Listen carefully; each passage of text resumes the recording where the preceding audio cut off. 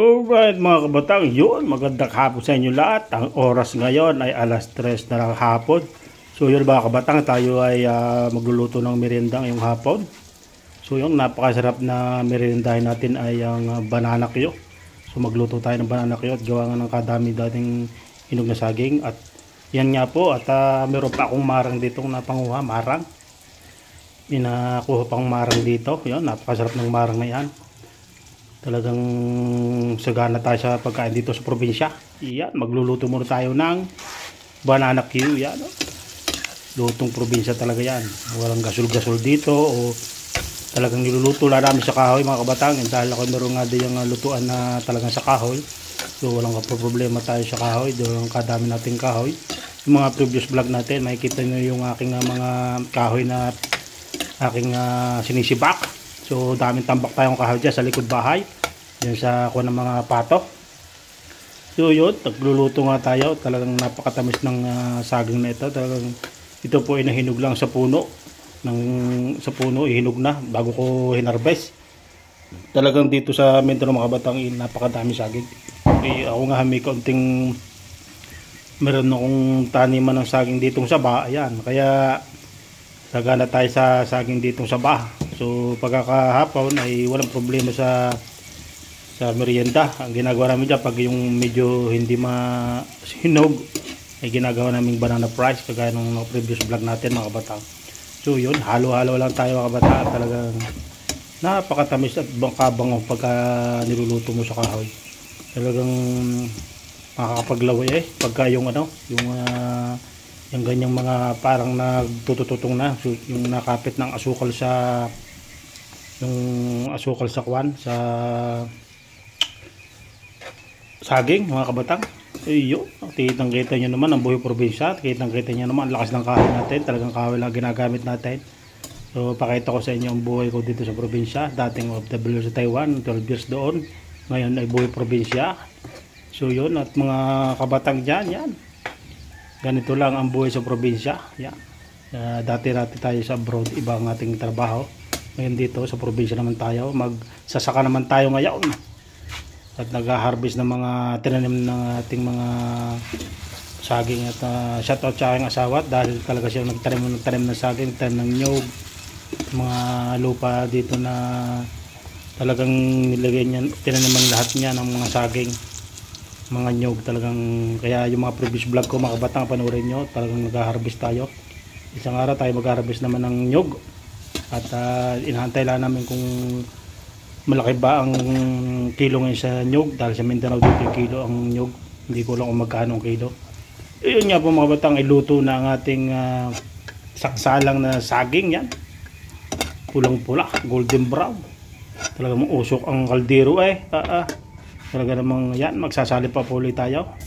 Pangalawang sala. Grabe. Ngayon naman yan. At kami lang namang apat ang kakain yan. Dalawa kong anak na lalaki. Sige na Cham. Right, yan. At pagkatapos yun tayo mag-iinit ng ang kalaban niya kape. Yan, luto na mga kabatang. Oh. Grabe, kasarap yan. Talaga namang biyaya tayo ng Panginoon Diyos dahil tayo hindi nagugutom. Dahil sa probinsya ay napakadami talaga makakain na gagawa ka lang ng para makapamerienda ka sa hapon.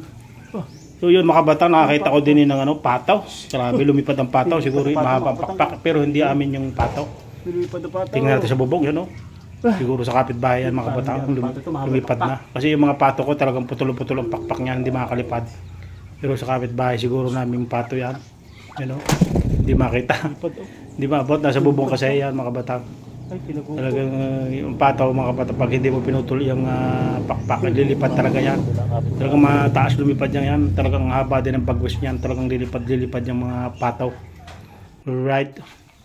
So yung mga kabatang, yung mga punta nga ako sa bukid mga kabatang, hindi pa nga nakapag-harvest ng nyog, mga nagbumagsak na mga nyog na tuyo yan. Pinaglilimot ko na isang araw. Talagang napakarami. Isang balaybay, dalawang balaybay yan mga kabatang. So pinamamahal nga lang namin yung kilo ng nyog. Baka tataas pa ang kilo ng nyog bago namin ipa-harvest. Sayang naman mga kabatang. So yun, yan mga kabatang, yan. Antay-antay lang tayo sa ating merienda. At dito sa paligid-ligid mga kabatang ay marami tayong makikita mga sili dito. Tingnan nyo mga sili walang problema sa sili, napakaraming sili yan mga kabatang. Tingnan nyo naman, napakahanghang yan yung siling yan mga kabatang. So balik tayo dito, taluin natin itong ating nilulutong saging. Grabe, amoy na amoy ang saging na niluluto, right? So talagang tiyagaan lang magluto, talaga medyo mainit ngayong panahon kasi dito sa Mindanao mga kabatang ay mainit, tapos biglang uulan. Talagang pagkakay na ulanan talagang trangkaso nga about pagkagarnay yan. At na last luto na natin to, tentay lang, bagang apoy, grabe. So yun, mga previous vlog ko mga batang ay panoorin nyo, yung mga short video ko mga batang panoorin nyo. Yun, dumating na ang mama yan, at dahil nga kami may business ng lumi, deliver siya ng lumi sa kapitbahay. So yun, dito nga po tayo mga kabatang sa ating mga patuhan yan. Kabait ng aking manok yan, nahuhuli. Kabait ng manok dito, dahil nga lagi nabibigyan kong patuka mga kabatang. Yun, at mga gutom na mga pataw, walang kabubusugan mga pataw mga batang. Basta lumapit ka diyan ay lagi nang lalapit sa'yo mga pataw, kala papatukain. Ay mga alas 3 pa lang naman, mamaya ako papatukain, mamaya alas 5. So yung mga batang nga, at kaninang umaga nga ay kami nagbenta ng mga talong. Yan, may natira pang talong din At ang aming ulam nga kaninang umaga ay yung talong tsaka itlog, ay napakahusay na mga ulam. Prito lang. Talagang yan ang mga lutong probinsya lang, simple lang ang ulam, marami ka na makakaon dahil sa talong at tsaka ng itlog. So yun, meron pa ako dito ng talong na binibenta, may 2 kilo dito, may bibili daw. So mamaya i-deliver natin mga batang mga 2 kilo yan, yung 2 tumpok 2 kilo, 60 ang kilo mga kabatang ng talong. Kanina isang bundle ho yan, isang bundle ng plastic ay napakadami. Kanina mga 12 kilos. So yan na lang natira, mga 2 kilo na lang natira sa 12 kilos. Alright mga batang yun. At tingnan natin itong aking ininit na tubig. Baka nausok-usok na, tayo inom ng kape. Grabe mga batang yun. Simpleng buhay sa probinsya. Yan nausok-usok na. Nasira pang aking kapitira doon ay tatangnat na si Lab. So yun nga po mga batang yan, luto na. At yan at kukuha lang tayo ng tinidor. At napakainit naman itong ating kakainin mga kabatang. Mainit na mainit, bagong luto. So, yan, nandiyan si mama, yan.